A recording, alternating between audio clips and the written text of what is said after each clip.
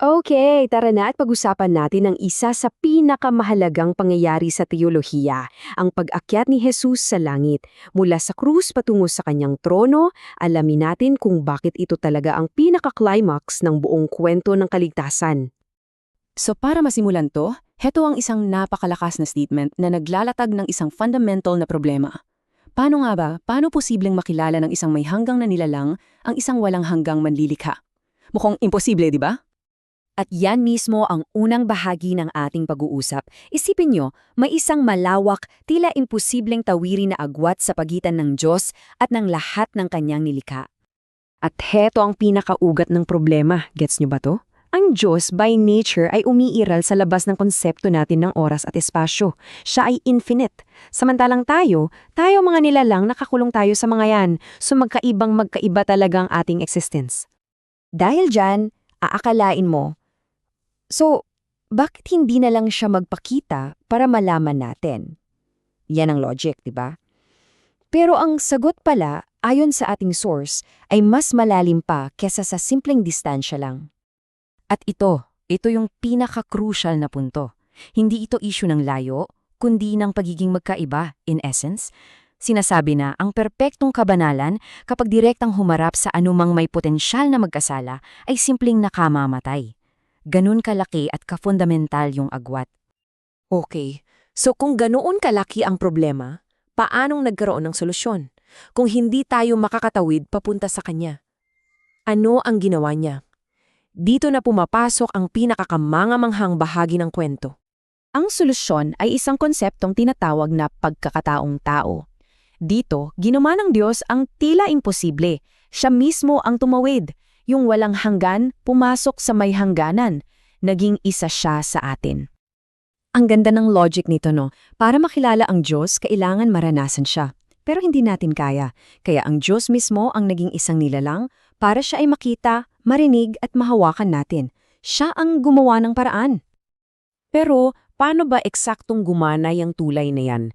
Ano yung naging mekanismo? Well, dito na pumapasok ang krus at ang muling pagkabuhay. Ito ang mga events na nagbigay bisa sa lahat. Makikita natin dito ang isang malinaw na proseso, yung paglalakbay na may 4 na hakbang. Mula sa pinakamababang punto ng pagpapakumbaba, umakyat siya hanggang sa pinakatuktok ng karangalan at kapangyarihan. At tandaan natin, hindi lang ito basta mga sunod-sunod na pangyayari.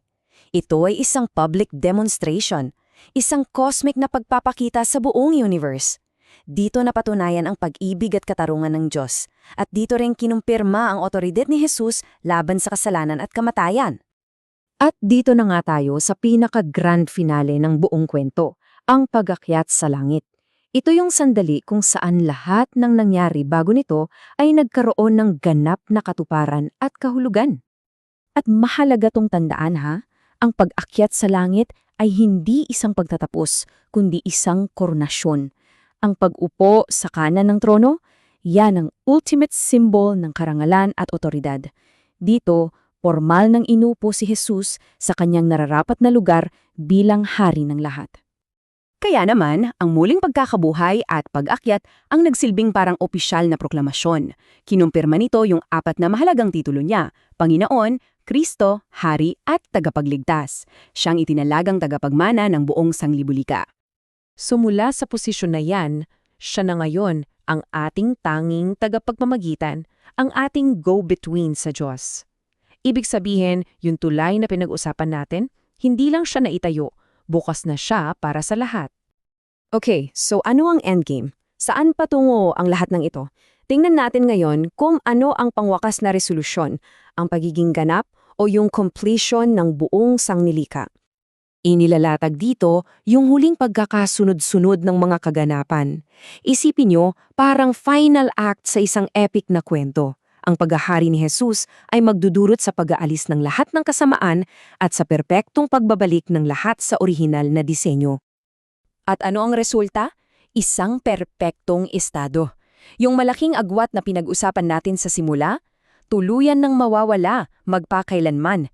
Ang presensya ng Diyos ay magiging direkta at walang anumang hadlang. At dito nagtatapos ang ating pagsusuri. Ang pinakamalinaw na punto ay ito. Habang inialok ng Diyos ang daan, Ang biyaya ay hindi kailanman ipinipilit. Ang tulay ay naitayo na. Ang desisyon kung tatawid o hindi ay laging nasa bawat isa sa atin.